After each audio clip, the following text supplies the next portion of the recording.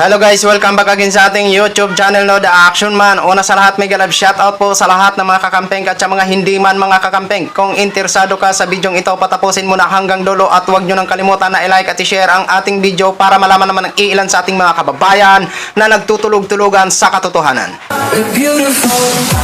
So muli naman nagbabalik ang nag-iisa nyong host na si The Action Man para magbigay ng komentaryo at reaction sa mga mainit ng issue ng bayan.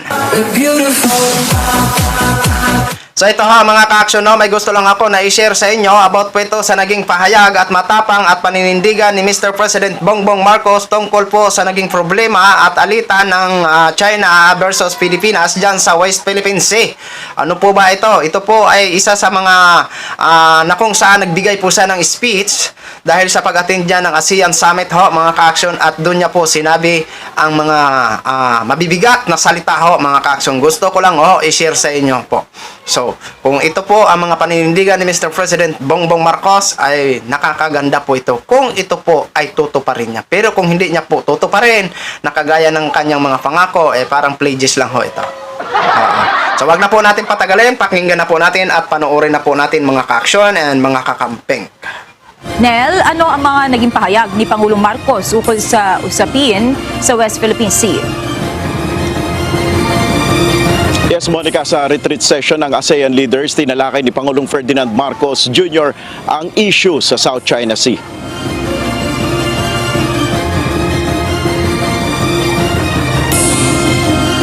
Ayon kay Pangulong Marcos Jr., hindi dapat mamayani ang sinumang nais guluhin ang kapayapaan sa rehiyon para sa pansariling kapakanan. The challenge for us remains that we must never allow the international peaceful order to be subjected to the forces of might applied for a hegemonic ambition. The future of peace rests now on how we together face this challenge to that peace. Pinabulaanan din niya na ang pinagmumulan ng hindi pagkakaunawaan sa South China Sea ay ang nagbabangga ang dalawang makapangyarihang bansa. The Philippines firmly rejects misleading narratives that frame the disputes in the South China Sea solely through the lens of strategic competition between two powerful countries. This not only denies us our independence and our agency, but it also disregards our own legitimate interests. Walang partikular na tinukoy na mga bansa si Pangulong Marcos. Ipinahayag pa ni PBBM sa ASEAN leaders na malayo pa sa ngayon na matamo ang kapayapaan sa South China Sea. Your Majesty, Excellencies, our vision for the South China Sea is a sea of peace, stability, and prosperity. Today, sadly, this remains a distant reality. Nanawagan rin na suporta ang Pangulo para maisakatuparan ang ASEAN Defense Ministers Meeting Guidelines for Maritime Interaction. Isa itong joint declaration kung saan nagkasundo ang ASEAN Defense Ministers na gumawa ng praktikal na hakbang upang maiwasan ang miscalculations at hindi pagkakaunawaan sa karagatan. Nangako naman ang Pangulo na patuloy na isusulong ang mapayapang pagresolba sa anumang usapin sa rehiyon. Kaninang umaga, naganap naman ang ASEAN-China Summit. Dumating sa Jakarta, Indonesia si Chinese Premier Li Keqiang. Binigyan diin niya ang patuloy na magandang relasyon at ugnayan sa member states ng China sa ASEAN. Kung mayroon man anyang hindi pagkakaunawaan ay dinadaan naman ito sa dialogo at konsultasyon. We seek common ground while setting aside differences, properly handle disagreements through dialogue and consultation, and consistently deepen practical cooperation in the traditional and non-traditional security fields. Sa intervention ni Pangulong Marcos, tinalakay niya ang halaga ng pagsunod sa international law upang matamo ang kapayapaan sa rehiyon. Binanggit ni PBBM ang patuloy na pagkilala ng bansa sa 1982 UN Convention on the Law of the Sea. Ayon pa kay Pangulong Marcos, nananatiling target ng ASEAN ang maagang pagsasapinal ng Code of Conduct sa South China Sea. The early conclusion of an effective and substantive COC that is in accordance with international law, including the 1982 UNCLOS, remains the goal for ASEAN and for China. Sa isang larawan, makikita naman na magkausap sina Pangulong Marcos at Premier Lee. Wala pang detalye kung ano ang napag-usapan ng dalawa.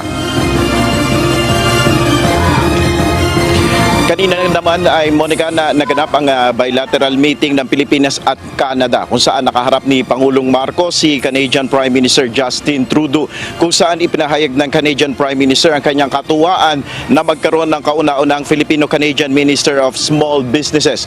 Inimbitahan din ng opisyal si Pangulong Marcos na bumisita sa Canada at ngayon lamang hapon ay halos katatapos lang din yung ASEAN US Summit kung saan si US President Kamala Harris ang humarap sa ASEAN ngayong hapon. So yun na ho mga ka-action, mga kakamping, no, narinig na po natin at nakita po ng ating mata. Ng ating dalawang mata. Alam mo, Mr. President Bongbong Marcos, sa mga binitawan mo, tama po yun. Dapat po talaga dominahin ang South China Sea. At kung kailangan po ng tulong ng malalaking bansa kagaya ho ng US, bakit hindi po tayo humingi ng tulong para huminto na yung pambababoy at pambabastos ng mga Chikwa dyan sa West Philippine Sea? Kasi kung tutuusin, kung walang tulong yan na galing US, hindi po yan hihinto ang mga Chikwa na yan.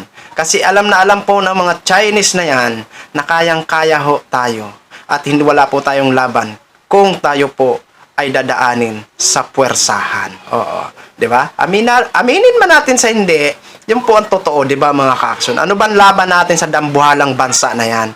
Malalaki ang mga yan kung pagdating sa mga kagamitan, walang-wala ho ang sinabi ang Pilipinas. Kaya kahit ano man ang gawin natin, pero napanood nyo naman po sa natin na nagpahayag ang taga-US na handa silang makipagtulungan kung sakaling lusubin tayo ng China. Oo, yun ang paninindigan ng US. At kailanman, hindi ho talaga tayo pabayaan ng US. Kahit sabihin ng administrasyon, ayaw ng tulong ng galing sa US, wala ho silang magagawa. Makikialam at makikialam ang US para ipaglaban ang karapatan ng Pilipino. Oo. Diba? Kaya sana, Mr. President Bongbong Marcos, paninindigan mo ang sinabi mo, ha? Na dapat dominahin ang South China Sea. Kung kailangan palayasin ang embassy dito ng mga China, palayasin nyo na ho. Kung yun po ang magiging dahilan para manahimik sila. Kasi kung mananatili yan dito ng embassy ng China at patuloy ho sila ng babastos, para tawag sa atin, no? Nagmukha tayong mga syunga-syunga ng mga Pilipino. No? Diba mga ka-action? So yun lang ho mga ka-action, share ko lang ho sa inyo. Maraming salamat po sa lahat ng mga viewers natin Luzon, Visayas at Mindanao all over the world. Ako po ang inyong lingkod, si The Action Man. Have a good day everyone. Beautiful.